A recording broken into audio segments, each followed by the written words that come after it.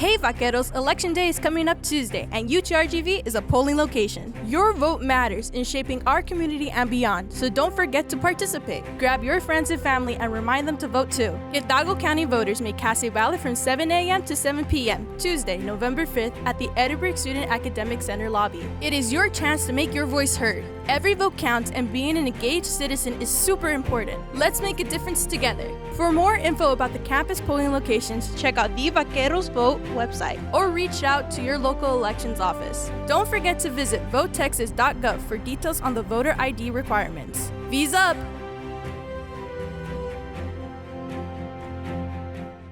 Coming up, get to know the platforms of some of the candidates running for office here in the Valley. Plus, a partnership between a local college and a county aims to help foster children. And a look into the day-to-day life of an Alzheimer's patient and her caretaker. KVAQ-TV starts now.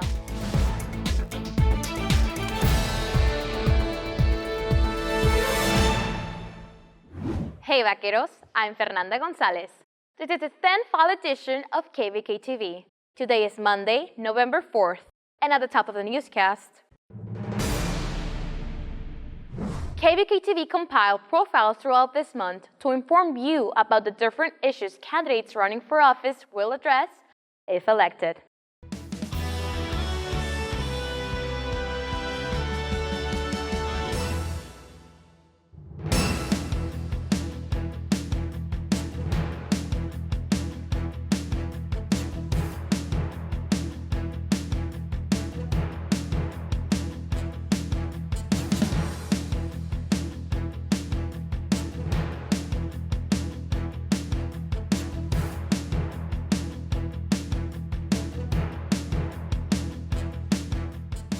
I'm running on my record and on my principles. For the last 8 years, I've brought about $7.2 billion in resources to our district. You see the transformation of our infrastructure. You've seen investment in schools. We have programs at the university now for kids who come from households that make less than $150,000 a year. I think the infrastructure is probably one of the most important things. We've brought billions of dollars of infrastructure. If you take a drive from McAllen to Brownsville, it's transforming our region. We're deepening and widening our ports. We're more technologically connected than ever in history. We're building new bridges into Mexico to grow our commerce and grow our economy. Well, I think women's reproductive rights, assuring that young ladies can get the best health care they need right here in Texas. They shouldn't have to cross the border or cross the state line to get health care. Right now, I think that's a very critical issue. Know that every election cycle you hear that this is the most important election in our lifetime. Only I think this one really is. We need to unify. We need to activate and motivate our friends and relatives to go out and exercise our right to vote.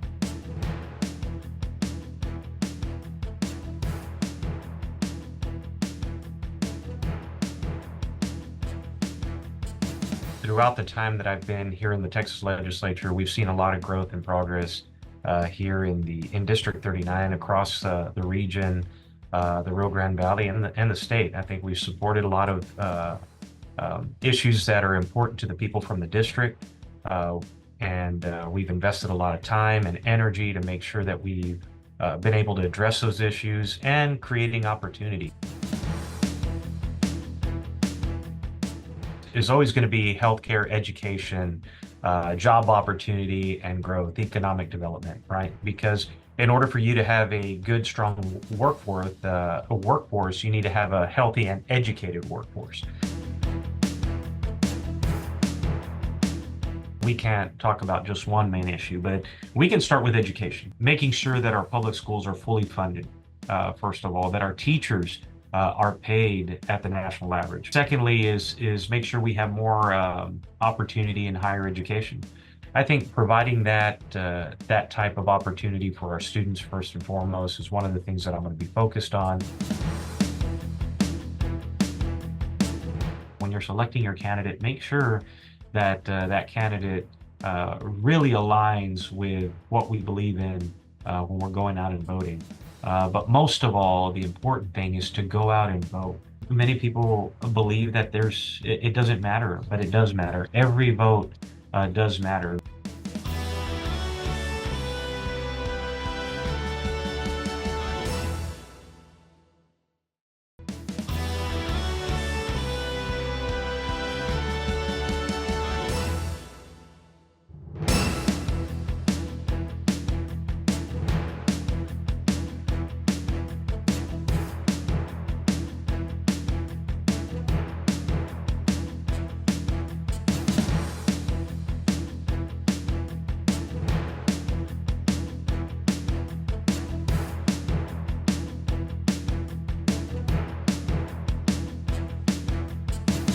This past session, we did a lot of good work, passed 31 bills without a single veto. We're going to keep fighting for public education, keep fighting to make sure we have sustainable water resources down here and that our economy continues to grow, but also that we have affordable health care that's accessible to everyone. So there's so many different platforms out there, but I would say the next big priority this session is going to be public education. We want to make sure that our public education has the resources and the teachers that we need to continue to grow our South Texas families and to continue to have students going to colleges like UTRGV and becoming successful members of our communities. It's going to be water. South Texas is currently in a drought situation, and we need to make sure that we get funding from the state so that we can start taking those big, expensive, but important steps to ensure that our future is taken care of and that we have enough water resources to sustain our growth, both in agriculture and in the cities, but also with our economy as well. Please go out and vote. It's so important that we vote and that South Texas votes together and has a huge turnout, because when the state or when the federal government starts looking at what projects to fund or what grants to award, they look at voter turnout. And we know that the people of South Texas, our communities, they have a voice. And when we vote, we demand to be heard and we make sure that we're getting what we deserve down here. And it all starts with a single vote, and every vote counts.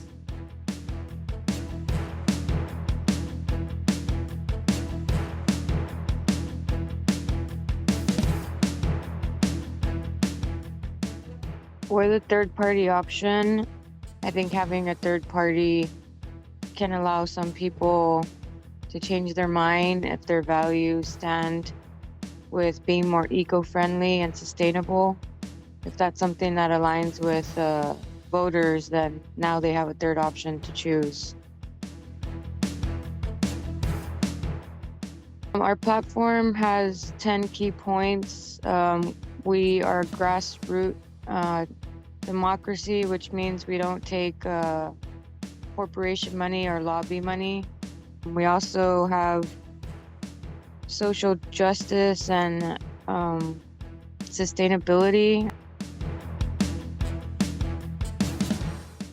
I think if I was to win, I would want to see what are our biggest problems. I know we have the LNG and Port of Brownsville. You have SpaceX not too far from it, explosive things, and LNG is a pipeline. So just them being in proximity to each other seems like a problem.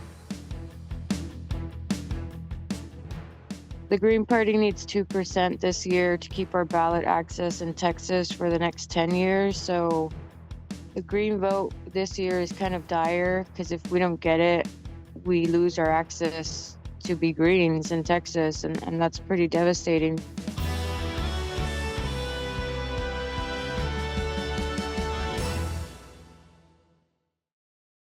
Early voting ended Friday. However, Election Day is Tuesday, and UTRGV has 2 polling locations.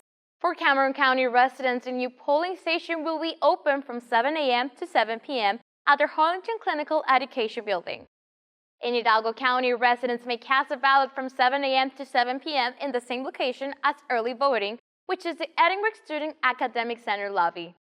Voters are required to bring one of the 7 forms of ID, which include Texas driver's license, a personal state ID, or one of the others listed on screen. For more information, visit votetexas.gov. Hidalgo County and South Texas College recently collaborated with the Foster Youth to Independence Initiative to provide housing vouchers for foster children in the Valley. Our reporter Perla Cortez with the details. Foster Youth to Independence Initiative is a program under the U.S. Department for Housing and Urban Development, which provides housing opportunities for foster individuals.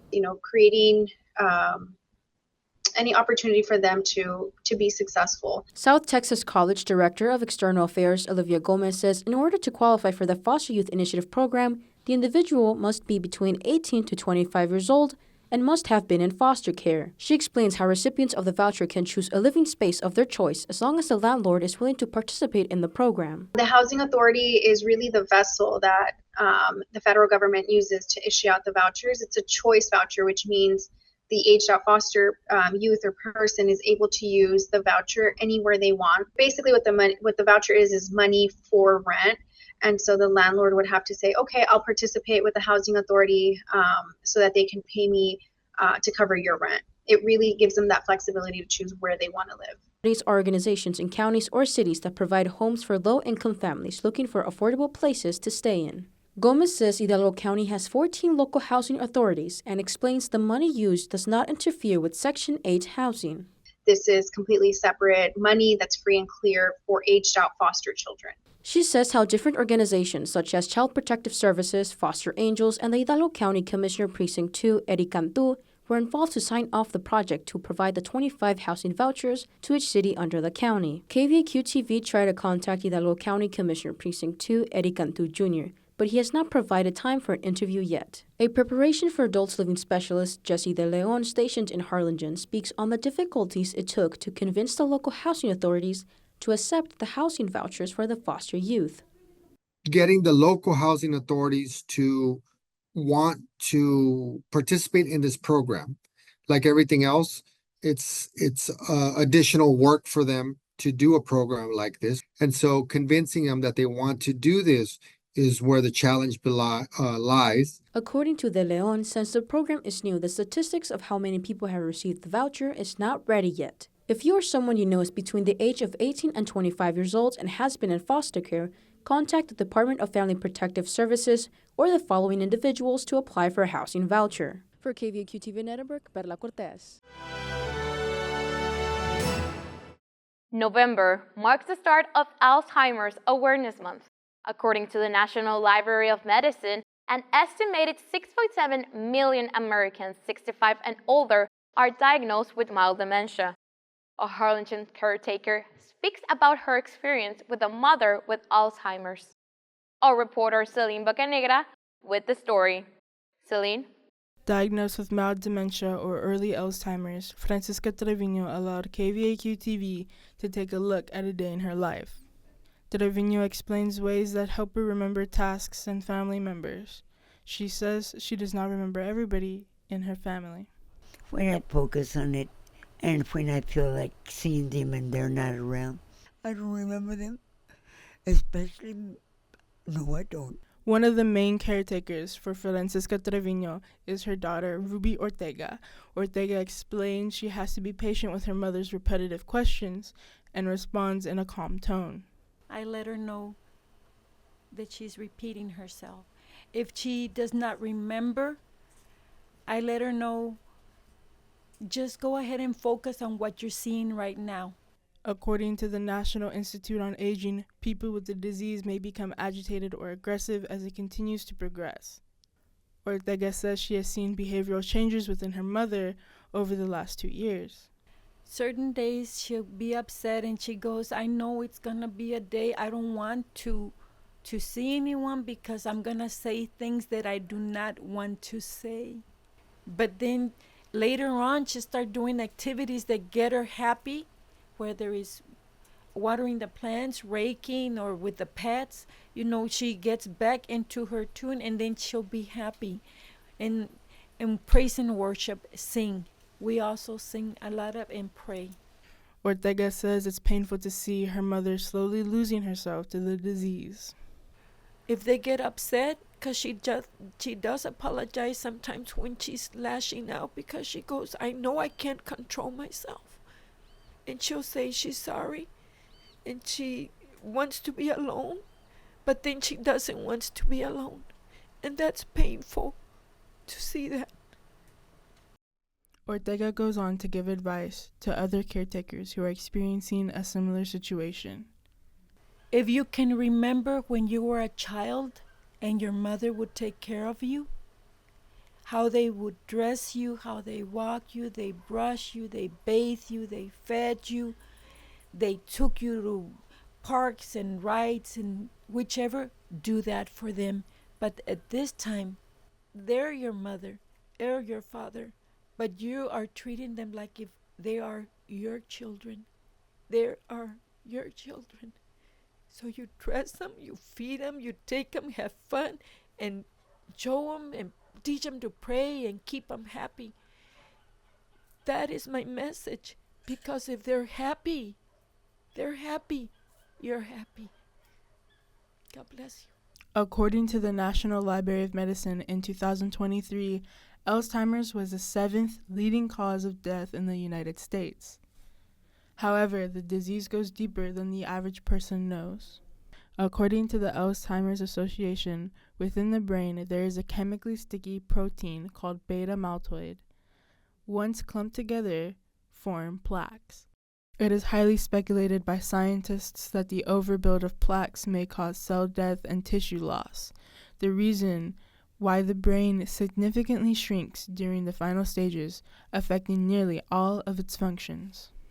Give thanks to God. Say hello to whoever is coming your way moment to moment. Do what you're doing at that time. Live moment to moment, day to day. For KVAQ-TV in Edinburgh, Celine Bocanegra.